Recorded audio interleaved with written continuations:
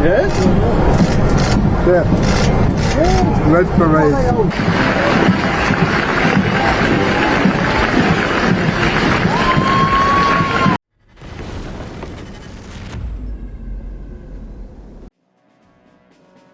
The units of the 10th Separate Mountain Assault Brigade have repelled a Russian assault using civilian vehicles in the Siverskyi direction. The brigade's press service published a video showing the repelled attack. Aerial reconnaissance identified the movement of vehicles toward Ukrainian positions. The enemy used cars manufactured by Russian automakers, modified with anti-drone protection, and stripped of doors and trunks. The vehicles were used to rapidly reach the front line in an apparent attempt to launch an assault. Ukrainian forces responded with FPV drones targeting the advancing vehicles. The resulting disarray forced Russian infantry to scatter, enabling Ukrainian troops to eliminate the assault group.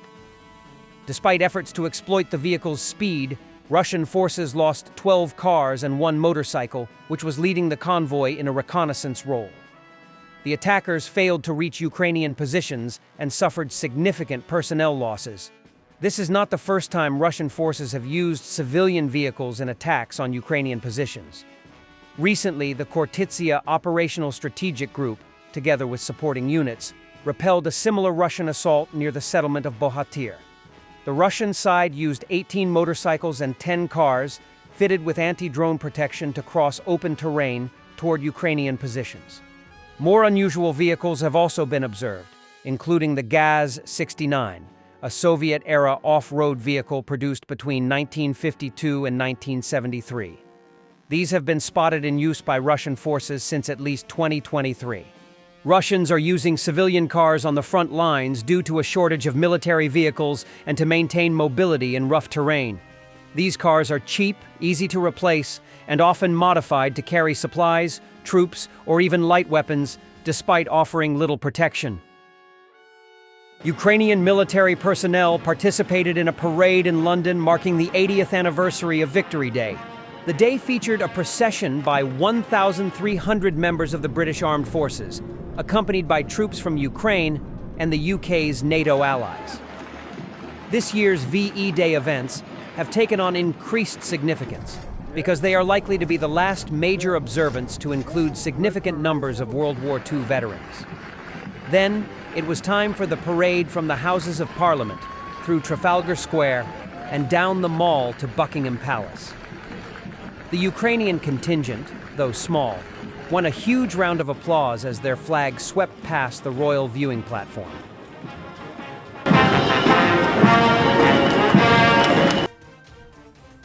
In just 1 week on the Kupiansk Axis, Unmanned Systems Regiment Phoenix destroyed a Tor M2 air defense system, 2 2S-19 MSTA-S SPGs, 3 tanks, a 30mm 2A-42 cannon, 17 military trucks, and 3 vehicles. As of May 5, 2025, the Kupiansk Axis remains a focal point of intense combat in northeastern Ukraine. Russian forces have launched multiple assaults near settlements such as Zarizhov, Novusinov, and Hlushkivka. Ukrainian defenders successfully repelled 2 of these attacks, with 2 engagements still ongoing.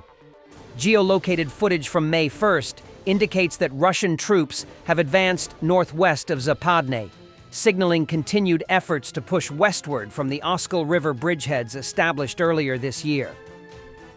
Destruction of another Russian Z tank. As of early May 2025, Russian tank losses in Ukraine have surpassed 10,700 units, according to Ukrainian military sources. This includes over 3,000 tanks destroyed in the past year alone, as reported by U.S. military assessments. These losses have significantly depleted Russia's armored reserves, forcing reliance on older Soviet-era tanks and newly manufactured units to sustain operations. Another Russian radar down. Ukrainian forces destroyed a Russian radar station near Dnipryani, Kherson region. President Trump commented on his image dressed like the Pope that was published on his account and reposted by the White House. "I had nothing to do with it. The Catholics loved it. Fake news media can't take a joke." Okay? Yes, ma'am. Thank you, Mr. President. Some Catholics were not so happy about the image of you looking like the Pope. Oh, I see. You mean they can't take a joke? You don't mean the Catholics, you mean the fake news media. Not the Catholics loved it. I had nothing to do with it. Somebody made up a picture of me dressed like the Pope, and they put it out on the internet. That's not me that did it. I have no idea where it came from. Maybe it was AI, but I know nothing about it. I just saw it last evening. Actually, my wife thought it was cute. She said, "Isn't that nice?" My question about Actually, I would not be able to be married, though. That would be a lot. I'd have to the best of my knowledge, popes aren't big on getting married, are they? Not that we know of. No.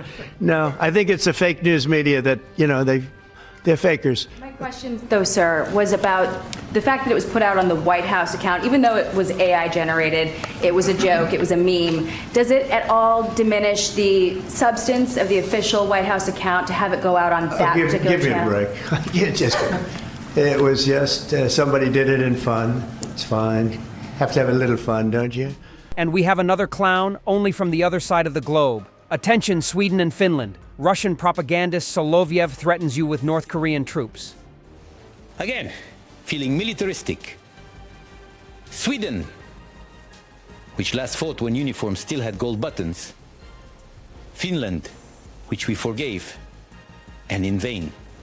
All your military potential can be compared with the Democratic People's Republic of Korea.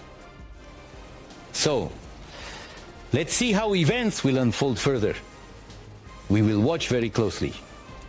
And Europe, well, it's not our first time marching across Europe. Every generation has this pastime. Every generation. North Korea has sent about 15,000 migrant workers to Russia, the Wall Street Journal reports, citing South Korean intelligence.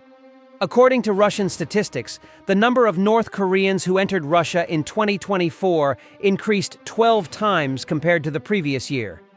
Most of the DPRK citizens are now working in the Far East. Russia hopes that North Korean workers will soon appear in major cities in other regions of the country. It is said that local employers appreciate workers from the DPRK because they accept low wages, are willing to work 12 hours, and do not complain about working conditions. Many are believed to have entered the country on student visas. In their deepening alliance, North Korean leader Kim Jong-un has helped Russian President Vladimir Putin withstand the pressure of the Ukraine war by sending him soldiers and arms. Thanks for watching, and don't forget to subscribe. Also, if you want to support Warthog Defense, please become our member and get early access to new videos, exclusive members-only videos, and become administrator in comment section. The membership link is in the description. Rescues every day. We had a guy last week, it's 6 rescues in 6 days. He's doing the job every day.